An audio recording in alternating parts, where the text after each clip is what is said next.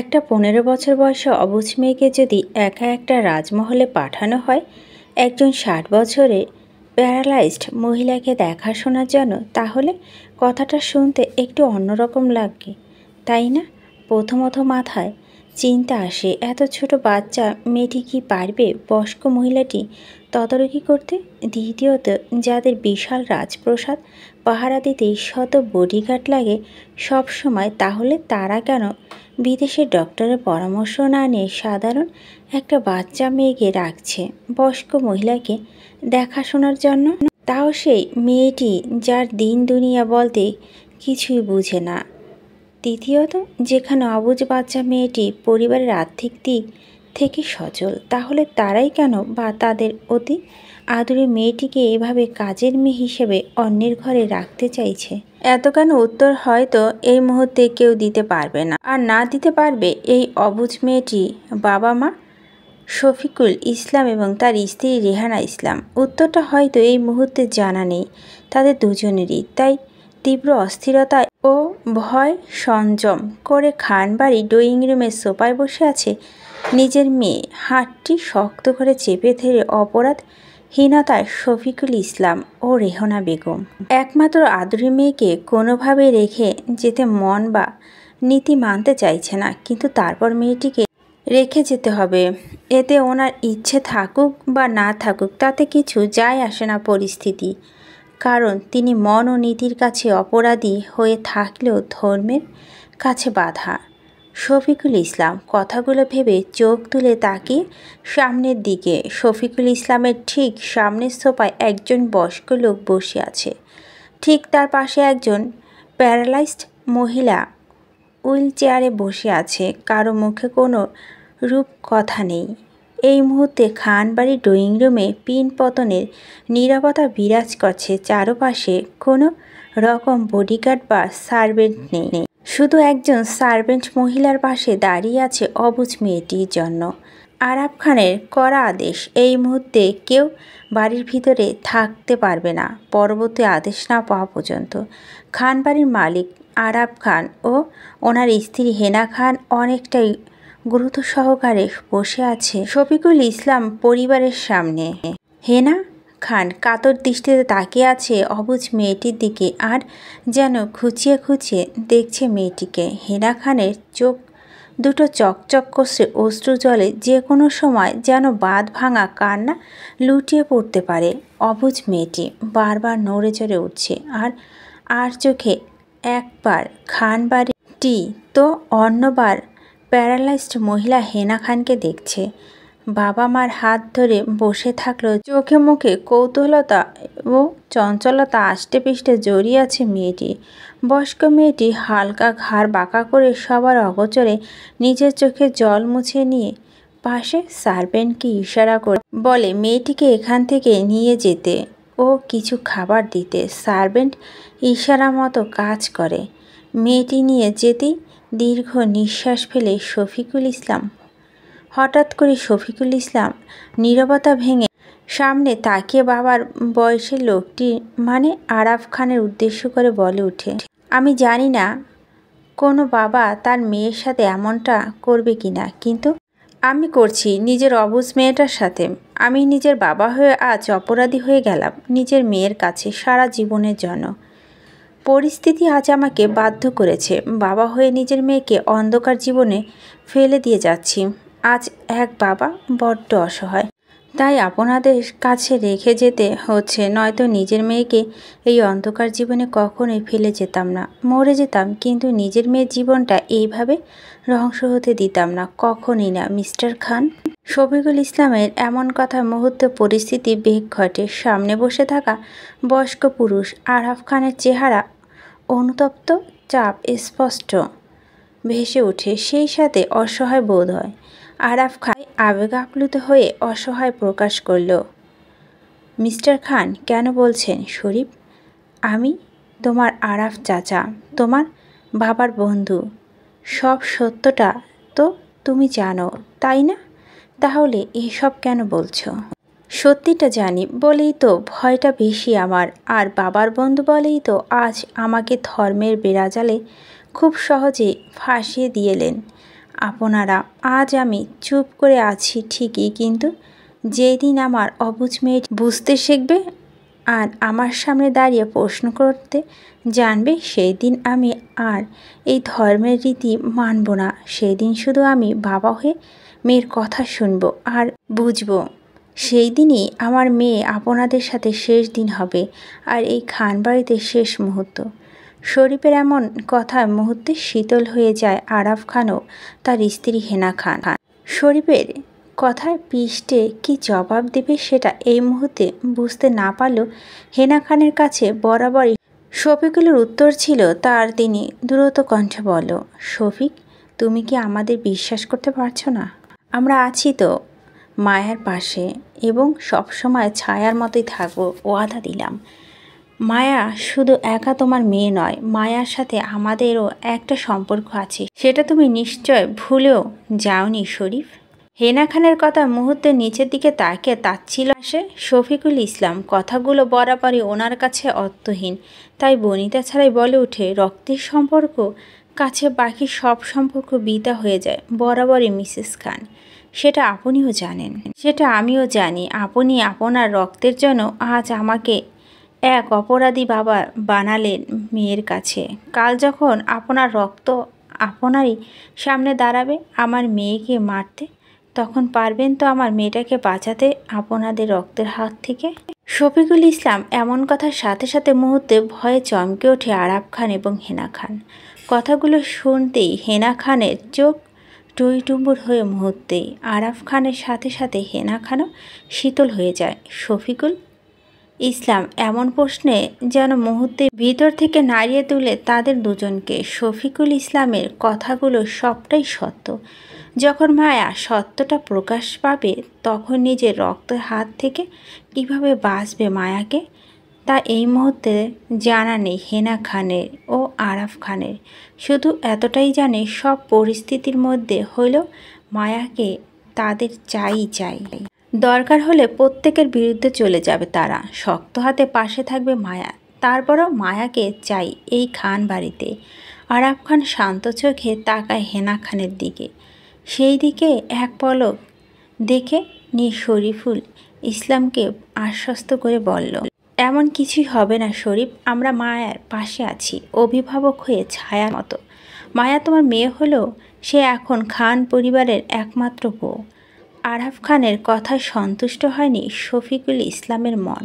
তিনি উদ্বিগ্ন হয়ে অশান্ত মনে আবারও বলল, বউ নামক সত্যিটা যখন সবার সামনে আসবে তখন এই চেয়ে বেশি খারাপ কিছু হতে পারবে মিস্টার খান?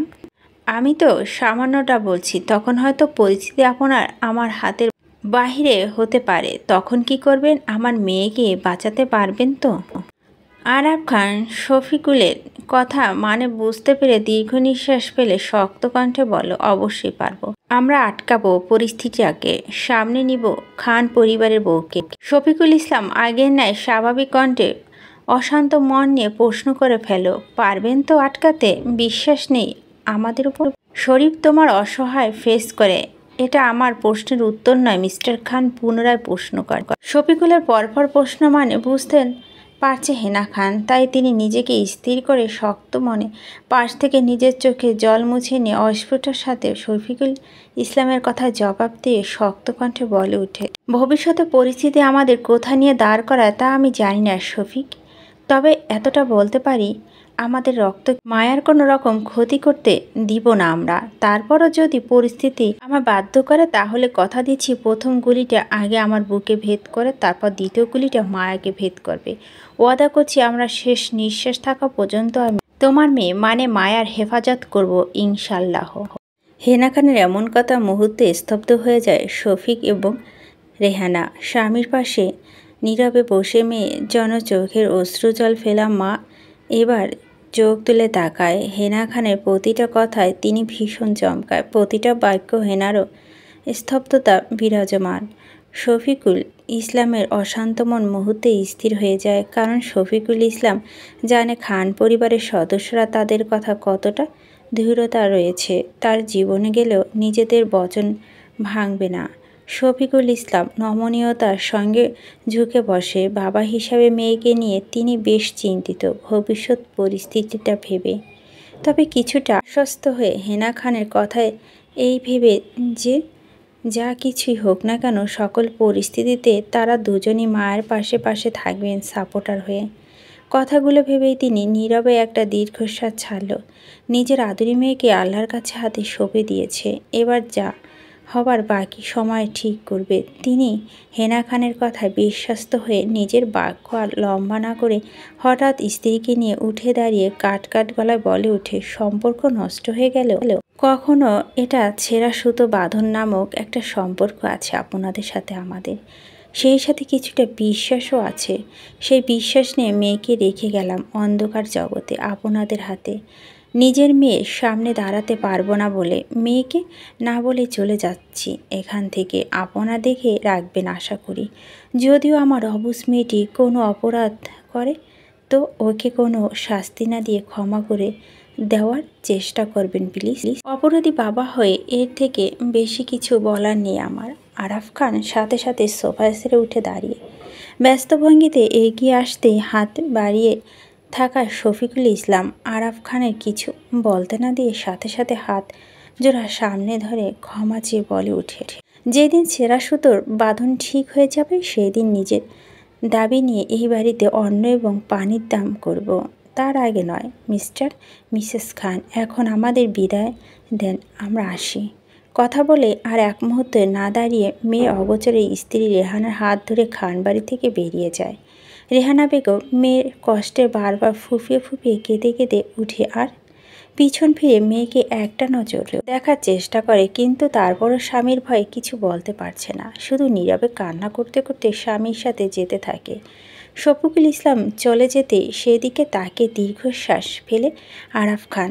চেপে রাখা কান্নাটা মুহূর্তে বাঁধ ভেঙে হেনা খানের। স্ত্রী কান্না শব্দ শুনে মুহূর্তে এগিয়ে আসে আরাফ খান। স্ত্রীর সামনে হাঁটু গেড়ে বসে পড়ে হেনা খানের হাত দুটো নিজের হাতের মধ্যে নিয়ে শক্ত করে চেপে ধরতে হেনা খান ফুঁফিয়ে কাঁদতে কাঁদতে বলে উঠে, তুমি দেখলে তো আমাদের শফিক আমাদের সাথে ঠিক কী কথাটা পর্যন্ত বলেনি। ও তো সত্যিটা জানে, তাহলে ও কেন আমাদের সাথে এমন করছে তুমি বলো। আরাফ খান নিজেকে শান্ত করে হেনা খানকে শান্ত করার জন্য সান্ত্বনা স্বরূপ বলে উঠে, কারণ শরীফ নিজের সন্তানকে বিপদের মুখে রেখে যাচ্ছে, তাই এমনটা করছে। বাবা হিসাবে শরীফ নিজের জায়গায় ঠিক আছে হেনা, আমাদেরও শরীফকে কষ্টটা বোঝাতে হবে। আরাফ খানের কথা মুহূর্তে হেনা খান কাঁদতে কাঁদতে আরও পাল্টা জবাবে বলল, আর আমাদের কি কষ্ট নেই? আমরা কি পরিস্থিতির শিকার নই আরাফ? আমি তো সব কিছু হারিয়ে বসে আছি আরাফ। এখন আমার বেঁচে থাকা একমাত্র ভরসা তো মায়া, সেটা কবে বুঝবে শরীফ? হেনা খানের কথায় আরাফ খান আগে ন্যায় বলল, হেনা একটু সময় দাও শরীফকে, দেখবে ও ঠিক বুঝবে আমাদের কষ্টটা। সবটা সামলে সময়ের প্রয়োজন হেনা, তাই নিজেকে শান্ত রাখাটা খুব জরুরি আমাদের। হেনা খানের স্বামীর হাত দুটো ধরে সেখানটায় নিজের কপাল থেকে অজরে কেঁদে বলে উঠলেন, এমনটা হয় কি খুব জরুরি ছিল আরাফ আমাদের সাথে? এতটা ধ্বংসাত্মক কেন হলো আমাদের? কেন সময়টা আমাদের এতটা পরীক্ষায় ফেলেছে? জীবনে কেন চলতে গিয়েও থেমে যাচ্ছে বারবার? সবটাই কি সময়ের দায়, নাকি আমরাও সমান দোষী আরাফ? কথাগুলো বলে থামেনি তিনি। দুজনের বাক্য চিল নির্বিকার, একে অপরকে সান্ত্বনা দেওয়ার প্রলয়ন। আরাফ খান নিশ্চুপ ভঙ্গিতে তাকাতে হেনা খান ছিল অস্থিরতা, মনস্তাপ। ঠিক সেখানটায় আগমন ঘটে কারো একজোড়া ছোট পায়ের। ভীতু চঞ্চল দৃষ্টিতে চারপাশে চোখ বোলায়, চোখ আউড়িয়ে কাউকে খুঁজছে বা পেয়ে হতাশায় এগিয়ে যায় ধীর পায়ে আরাফ খান ও হেনা খানের সামনে। ভীতু চোখে দুজনকে দেখে নিয়ে আস্তে করে বলে ওঠে, আম্মু যাব আমি। আম্মু আপু কোথায় আমার? মায়ার এমন প্রশ্নের মুহূর্তেই চমকে ওঠে আরাফ খান ও হেনা খান। দ্রুত নিজেকে সামলে নিয়ে চোখ মুছে ঠিক হয়ে দাঁড়িয়ে পড়ে মায়ার সামনে। হেনা খান জোরপূর্বক মুখে হাসি হাসি ভাব ফুটে মুখে, দুহাতে বাড়িয়ে ডাকে মায়াকে কাছে আসতে। বাধ্য মেয়ের মতো গুটি পায়ে প্রথম ডাকি সামনে দাঁড়ায় হেনা খানের। হেনা খানের কাছে আসতে খানিকটা ইতিহস্ত বোধ করল, নমনীয়তা প্রকাশ করে নিজের মধ্যে মায়া। মায়ার কাছে যেতে হেনা খান দুহাতে জড়িয়ে ধরে মায়াকে, মন ভরে মায়াকে আদর করে আহ্লাদি সুরে বলে ওঠে, বাহ তুমি তো দেখতে একদমই তোমার দাদির মতোই বাড়াবাড়ি সুন্দরী হয়েছিস। ডাগর ডাগর চোখ আর লম্বা চুল, তোর হাসি সব কিছু তোর দাদির মতোই। জানিস সেটা তুই? এই মুহূর্তে মায়া হেনাকে ঠিকঠাকভাবে চিনতে না পারলেও একেবারে আবার অপরিচিত ঠিক তাও নয়। শফিকুল বলেছে হেনা খান ও আরাফ খানের কথা মায়াকে, সাথে এখানে আসার কথা, সব কিছু বুঝিয়ে এনেছি মায়াকে। ছোট মায়া কতটুকু বুঝে কি জানি, কিন্তু তার রেস্ট নেই। মায়া এই মুহূর্তে নর্মতা প্রকাশ করেছে হেনা খানের সামনে, তাই সে সুবাদে হালকা পরিচিত মহিলার কথা শুনে বেশ একটা চমকাচ্ছে না মায়া, শুধু গোল গোল চোখে হেনা খানকে দেখছে। মায়াকে কিছু বলতে না দেখে আবারও হেনা খানের হাসি হাসি ভাবে বলে ওঠে, কি কথা হবে না আমার সাথে? বুঝি, শোনো, আমি তো তোমার দাদি হলে বুঝলে। জানিস তোর দাদির সাথে রাগ করতে বারণ, যেটা বেশি বেশি কথা বলতে হবে তোকে, মনে যেটা থাকবে সেটা সবসময় মুখে বলবি, আওড়াতে হবে তোর, বুঝলি? চুপচাপ তো মোটেও থাকা যাবে না। হেনা খানের কথাগুলো বেশ একটা বোধগম্য হয়নি মায়ার কান অবধি পৌঁছালেও মায়া সেটা মনোযোগী হয়নি, বরং মনোযোগ ছিল হেনা খানের কে গুটিয়ে দেওয়া। তাই বিস্মিত গলায় বলল, দাদি হন আপনি আমার?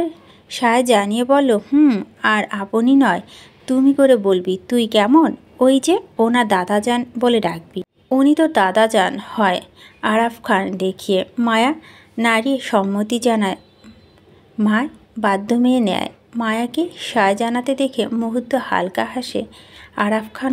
হেনা খান বহু কষ্টের পর এই হাসিটা যেন মুহূর্তে বুকের ভিতর শীতল হাওয়া বয়ে যায় তাদের দুজনে। তাই হেনা খান হাসি মুখে মায়ের এক গালে হাত রেখে আবারও বলে উঠে, ক্ষুধা পেয়েছে আমার সোনামা? কি কিছু খাবে এখন? Chocolate, ice cream? হেনা খান এতটা আদুরে এবং ভালোবাসা দেখে মায়া কিছুটা বুঝতে পারছে না যে হচ্ছেটা কি। ছোট মাথায় বিষয়গুলো আওড়াতে না পারলেও এতটা বুঝতে পারছে যে সামনে বসা থাকা সদ্য নতুন দাদা দাদি নামক মানুষ দুটো ভীষণ ভালো, সাংঘাতিক বাড়াবাড়ি রকমের ভালো। নয়তো কেউ কাজের মেয়ে চকলেট আইসক্রিম খেতে দিবে সেই বিষয় অক্ষম। মেয়েটি মিথ্যা বলার কারণে শফিউল ইসলাম মায়াকে শক্ত রাখত সকল পরিস্থিতিতে। বাবার কথা বিপরীতে কিছু হবে দেখে মাথায় তাল পাকায় মায়ার। খানিকটা কনফিউজড হয়ে পাল্টা প্রশ্ন করে বলে ওঠে, তোমরা কি কাজের মেয়েকে চকলেট আইসক্রিম দাও খেতে দাদি? মায়ের কথায় কিঞ্চিত কপাল কুঁচকে আসে হেনা খানের। গাঢ় দৃষ্টিতে তাকিয়ে বল, কেন খেতে দিব না আমার সোনামাকে? তোকে কে বলল যে তুই এই বাড়ির কাজের মেয়ে হোস সেটা? অবুঝ কণ্ঠে বল, আব্বু, আমার আব্বু বলেছে আজ থেকে আমাকে এই বাড়িতে থেকে তোমার দেখাশোনা করতে হবে, সাথে তোমাকে ম্যাডাম আর তোমার বর স্যারকে বলতে হবে। তোমার আমাকে যা খেতে দিবে তাই খেতে বলেছে আব্বু। কোনো রূপ রাগারাগি করতে নিষিদ্ধ করেছে। তোমাদের কাছে থেকে কোনো কিছু খেতে চাওয়া আবদার করতে নিষিদ্ধ করেছে। আব্বু বলেছে আমায় আব্বুকে ফোন করে জানাতে, আমার কোনো কিছু প্রয়োজন আব্বুকে বলতে, তিনি এনে দিয়ে।